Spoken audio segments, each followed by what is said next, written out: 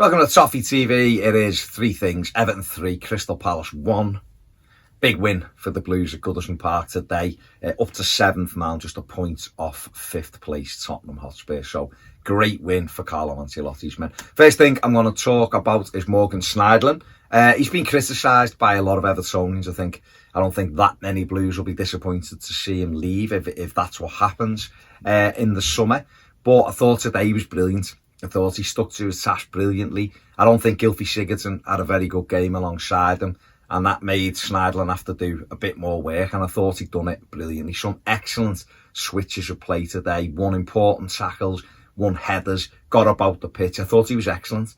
And I think he's quite good when he's just got one job to do and he's up against those kind of teams. I think obviously when he's up against the top sides who've got really mobile midfield players, it's a little bit more difficult for him, especially if we're asking him to play. But I think in this system, particularly at Goodison as well, I think the team naturally attacks more, so therefore he can sit back and dictate and let everybody else push on. I think away from home in games where you need your midfielders to try and break the lines, he's never going to be able to do that. And when he does, there's gaps in behind him. But I thought he was brilliant today, and I think I needed to single him out because he has been criticised. There's been times when I've said he was awful, so I'm going to say when he was excellent, and today he was excellent. So well played, Morgan. Second thing I'm going to talk about is Richarlison. What a player. I spoke about him last week. Last week I didn't think he had a very good game at all against Watford, but he came up big when we needed it. He worked hard. He will always work hard, Richarlison, always, and he came up big when we needed him with that run in the 90th minute and set up obviously the ball to Moise Keane, who then set up Theo Walcott for the winner, sort of. But this week I thought he was brilliant. First half, worked his socks off, couldn't quite get into the game, or we certainly didn't create anything for him, but I thought second half he was brilliant. His goal was magnificent. He hit the bar with the header, which Dominic Calvert-Lewin scored from. He then had a great volley or great strike, which Guati has saved, and Calvert-Lewin should have scored a game from.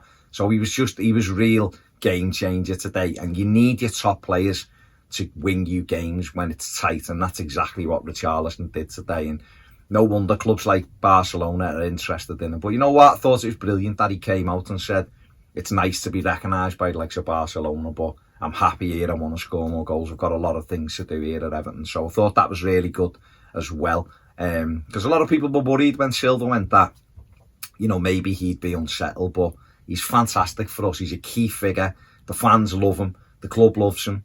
And hopefully we've got him for a few more seasons yet, and him and this team can grow. Because with players like him, he can take us where we want to go. And I think eventually when he does go, it'll be for way north of 100 million, because I think he's that good. Absolutely brilliant player. So I wanted to give him a special mention today. And third and final point is this fella, Carlo Fantastico. What a manager. Came in and has just calmed everything down. Duncan Ferguson started this process, since Marco Silva was sacked. Everton took 22 points from 33, one defeat in 11 games. Duncan Ferguson started that process off, and Carlo Ancelotti's come in and added another 17 points onto it. So, marvellous by Duncan. It's great that he's part of Ancelotti's backroom team, him and David Ancelotti. And Ferguson was up today talking to Ancelotti when they were looking at making changes and where to put players. So it's great to see that input from Duncan. But the gaffer has come in, or the Don has come in and just settled everything down.